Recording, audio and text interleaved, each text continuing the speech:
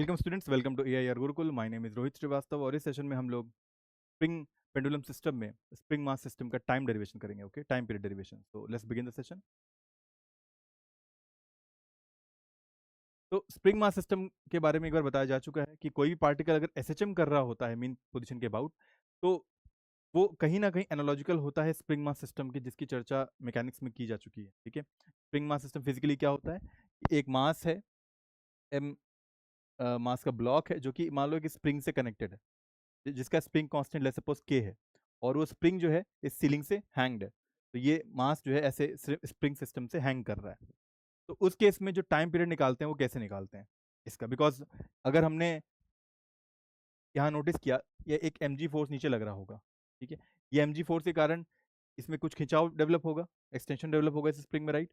और एक restoring force therefore वापस लगेगा इसमें, रेस्टोरिंग फोर्स जो कि वापस इस एम मास को खींचना चाहेगा या फिर रेस्टोर करना चाहेगा अपने नेचुरल लेंथ पे। ठीक है, और वो रेस्टोरिंग फोर्स जो होता है, अगर मान लो एक्स एक्सटेंशन हुआ इसमें, वो रेस्टोरिंग फोर्स जो होगा के एक्स के बराबर होगा।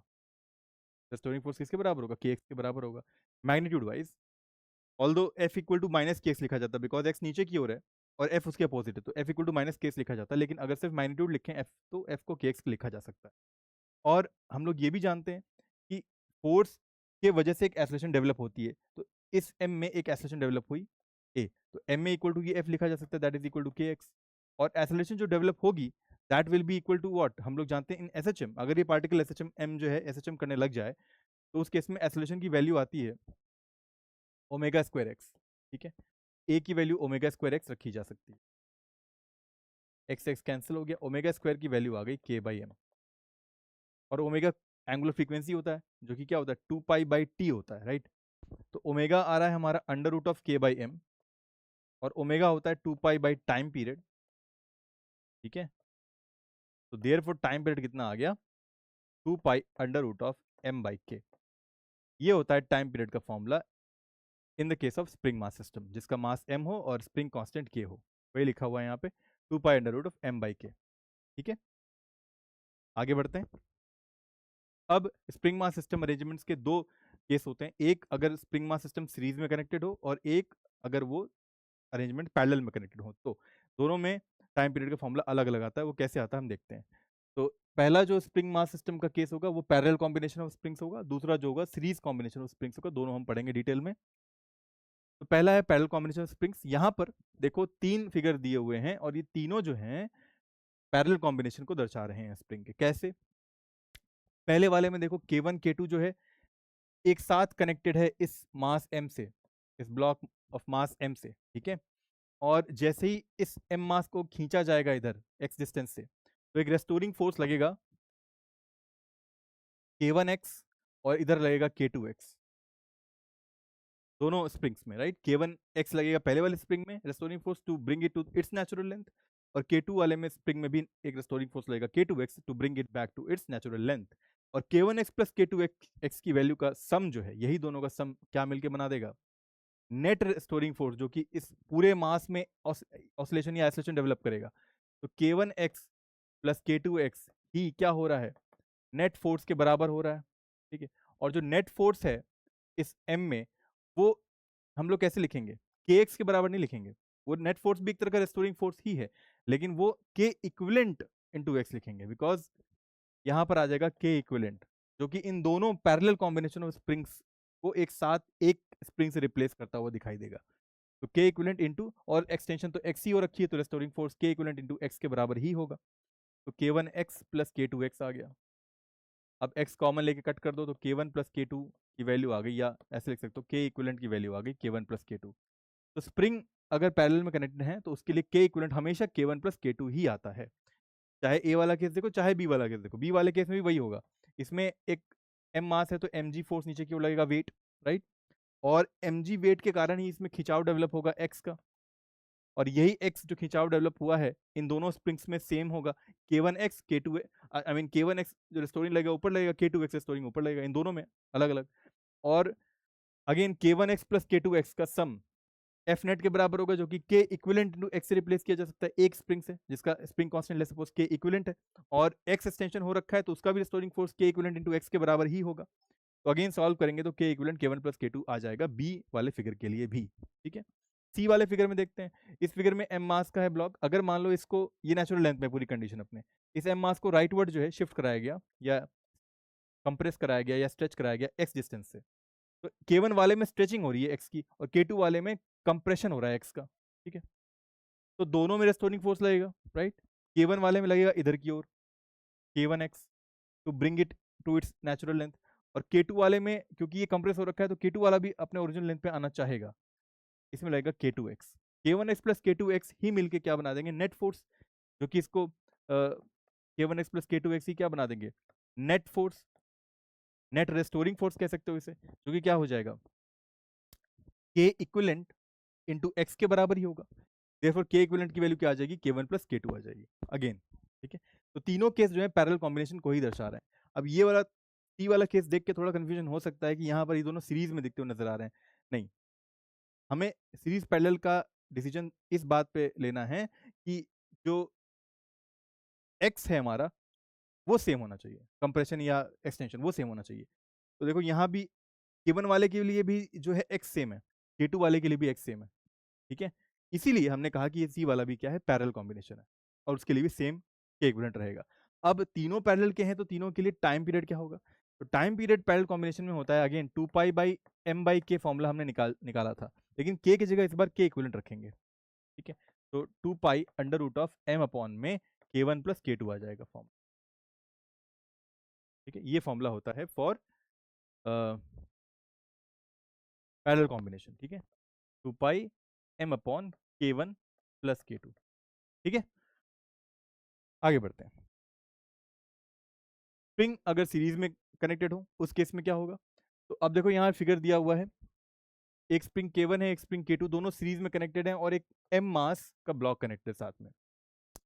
अब अगर इस m मास को इधर खींचा गया लेट्स सपोज किसी भी डिस्टेंस से, तो क्या होगा, इस बार k1 स्प्रिंग और k2 स्प्रिंग अलग अलग स्प्रिंग कांस्टेंट के हैं, तो उनके वजह से और सीरीज में कनेक्टेड हैं, तो एक ही एक्सटेंशन डेवलप नहीं होगा, दोनों में अलग अलग होगा, और इसीलिए इसको सीरीज कहा जाता है। इसमें x1 एक्सटेंशन डेवलप हुआ और k2 वाले में let's suppose x2 extension develop हुआ, तो रेस्टोरिंग फोर्स जो डेवलप होगा वो k1 x1 होगा और जो इसमें होगा वो k2 x2 होगा, ठीक है, राइट। तो इस हिसाब से हम लिख सकते हैं, और मान लो x हमने इधर खींचा हुआ है इधर, तो x will be equal to x1 plus x2, ठीक है। जो टोटल एक्सटेंशन हो रहा है वो जो एक्सटेंशन k1 में हुआ और जो एक्सटेंशन k2 में हुआ उन दोनों के सम के बराबर होगा, ठीक है। अब x को क्या लिखा जा सकता है, मान लो यहाँ पर नेट फोर्स जो लगा, नेट रेस्टोरिंग फोर्स, वो k इक्विवेलेंट इनटू x के बराबर हुआ, तो k x की वैल्यू क्या आ रही है यहाँ पर, f net by k equivalent, right, f net by k equivalent आ रही है, और x1 की वैल्यू क्या आ रही है, देखो x1 ऐसे हमने खींचा है, ठीक है, x1 ऐसे हमने खींचा हुआ है, तो रेस्टोरिंग फोर्स लग रहा है k1 x1, ठीक है, रेस्टोरिंग फोर्स लग रहा है k1 x1, ठीक है। तो अगर यहाँ पर फोर्स जो लग रहा है वो भी f है, f अपॉन में k1 की जगह पे x1 लिख सकते हैं, वैसे ही x2 की जगह पे क्या लिख सकते हैं, f अपॉन में k2। अब f नेट f और f ये सब इक्वल होंगे बिकॉज फोर्स तो एक ही है ना, रेस्टोरिंग पूरा सिस्टम तो एक ही है, ये सब कैंसिल हो जाएंगे, ये 1 1 1 आ जाएगा, therefore 1 upon K equivalent is equal to 1 upon k1 plus 1 upon k2 आ जाएगा। तो ये आ जाएगा, देखो यहाँ पर k इक्विवेलेंट की वैल्यू k1 k2 अपॉन में k1 प्लस k2, तो सीरीज के केस में जो k इक्विवेलेंट आता है ऐसे आता है, ठीक है।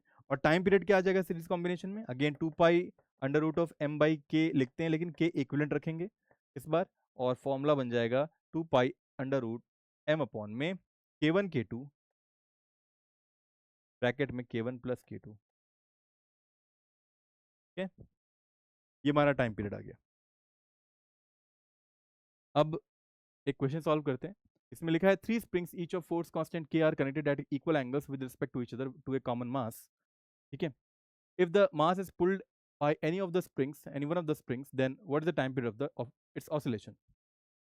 तो अब देखो यहाँ पर ये m मास है, ठीक है, m ब्लॉक है, अगर इसको ऐसे खींचा गया ऊपर की ओर, ठीक है, तो क्या होगा, नीचे की ओर खींचेगा, ये नीचे की ओर रेस्टोरिंग फोर्स लगेगा, या यूं कह लो कि एम मास को नीचे की ओर खींचते हैं, तो क्या होगा? अगर एम मास को नीचे की ओर खींचा है हमने, ये वाला जो स्प्रिंग है कुछ ऐसे खिंच जाएगा, ये वाला कुछ ऐसे खिंच जाएगा, और ये वाला भी खींचा होगा, लेकिन इसमें रेस्टोरिंग फोर्स ऊपर क्यों लगेगा? ये खींचा हुआ है तो के एक्स लगेगा। मान लो एक्स एक्सटेंशन हो रखा है और इधर एक्स वन एक्सटेंशन हो रखा है, तो के एक्स वन इधर आ गया रेस्टोरिंग फोर्स, और इसमें के एक्स टू रेस्टोरिंग फोर्स आ गया। ठीक है, और एक ऐसे पॉइंट पे इक्विलिब्रियम पे आएगा जब क्या होगा, ये पूरा एंगल, जैसे ये सिस्टम बना लो, ये 120 का ये हो जाए, 120 का ये हो जाए, 120 का ये हो जाए, तभी इक्विलिब्रियम में आ सकते हैं। 120 डिग्री बहुत ही सिमेट्रिकल होता है, मैंने बताया हुआ था एक बार। ठीक है, तो ये पूरा 60 हो जाएगा, ये भी 60 हो जाएगा। ठीक है, तो उसके हिसाब से देखो के एक्स वन, क्योंकि नीचे खींच रहे हैं तो के ये ऐसे खींचा हुआ है यूं, स्टोरिंग फोर्स ऐसे लगेगा, के एक्स वन जो है इधर की ओर है, के एक्स टू इधर की ओर है।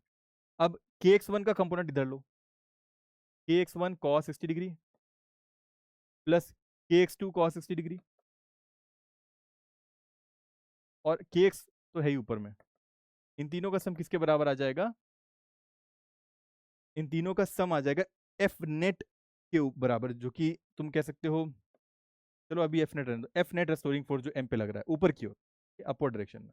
ठीक है, अब हमें x1, यहाँ पर x1 होगा, भाई द वे छूट गया, x1 x2 में रिलेशन चाहिए, तो वो कैसे निकालेंगे? अब देखो यहाँ पर इसी फिगर में थोड़ा सा अगर हम लोग मॉडिफिकेशन करें, तो ये x है, ये x1 है, और ये 60 है, ऐसा कुछ है ना, और ये मान लो 90 डिग्री है। उस हिसाब से cos 60 डिग्री क्या लिखी जा सकती है? cos 60 डिग्री की वैल्यू लिखी जा सकती है बेस अपॉन हाइपोटेन्यूज, यानी x1 अपॉन में x, x1 क्या आ गया? x by two, because cos 60 1/2 होता है, तो x1 आ गया। वैसे ही x2 भी क्या आ जाएगा, यहाँ वाला ट्राइंगल बनाएंगे तो x2 जो आएगा वो भी x/2 के बराबर ही आएगा। तो यहाँ पर हम लोग k1 x1 की जगह पर रख देते हैं x/2, cos 60 डिग्री की जगह अगेन 1/2, k रहने दो, x2 की जगह पे x/2, cos 60 की जगह 1/2 plus kx equal to F net.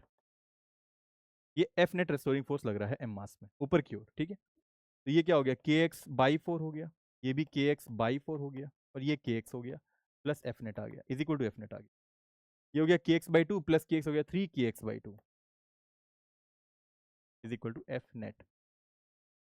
अब हमें टाइम पीरियड पता करना है, तो एफ नेट क्या होगा, ये इक्विवेलेंट से रिप्लेस कर सकते हैं। अगर पूरे सिस्टम में 3 लगे हुए हैं स्प्रिंग्स, इन सबको एक स्प्रिंग से रिप्लेस करते हैं जिसका स्प्रिंग कांस्टेंट के इक्विवेलेंट के बराबर होता है, तो के इक्विवेलेंट इनटू जो है हम लोग एक्स के बराबर लिख सकते हैं, एक्स एक्स कैंसिल हो गया, के इक्विवेलेंट की वैल्यू आ गई 3k/2। ठीक है, तो टाइम पीरियड क्या होता है स्प्रिंग मास सिस्टम में, 2π√m/k इक्विवेलेंट रखेंगे इस बार, क्या आ गया 2π√m अपॉन में के इक्विवेलेंट की वैल्यू हो जाएगी 3k/2, 2 पर चला गया, तो आंसर आ गया 2π√2m/3k, 2π√2m/3k, option C is right. ठीक है, इस क्वेश्चन में क्या रहा है, a block of mass 0.1 kg which slides without friction on a 30 degree incline is connected to the top of the incline by a massless spring of force constant 40 Newton per meter. If the block is pulled slightly from its mean position, what is the time period of its oscillation? ठीक है, अगर क्या किया गया है, इस block को ऊपर की ओर, इस pulled slightly from its mean position, खींचा गया ना, यहाँ नीचे की ओर खींचा गया, ये मीन पोजीशन थी, व्हाट इज द पीरियड, और ये फिर क्या करने लग गया, एसएचएम करने लग गया, ऑसिलेशन करने लग गया, तो उस केस में इसका टाइम पीरियड क्या होगा? तो इस केस में देखो अगेन टाइम पीरियड, तो क्योंकि एक ही स्प्रिंग है जिसका स्प्रिंग कांस्टेंट के है, एक ही मास है, स्प्रिंग मास सिस्टम, तो टाइम पीरियड जो होगा 2π√m/k इक्विवेलेंट रखते हैं, तो एक ही के है तो के ही रह जाएगा। ठीक है, मास दिया ही हुआ है 0.1 kg, और जो के है, के की वैल्यू दी हुई है, massless spring of force constant 40 Newton पर मीटर, 40 दी हुई है। अब यहाँ पर 30 डिग्री का कोई खास जरूरत था नहीं, ठीक है, जी की जरूरत थी नहीं इसमें, सिंपली इसे सॉल्व करना है, 2π√0.1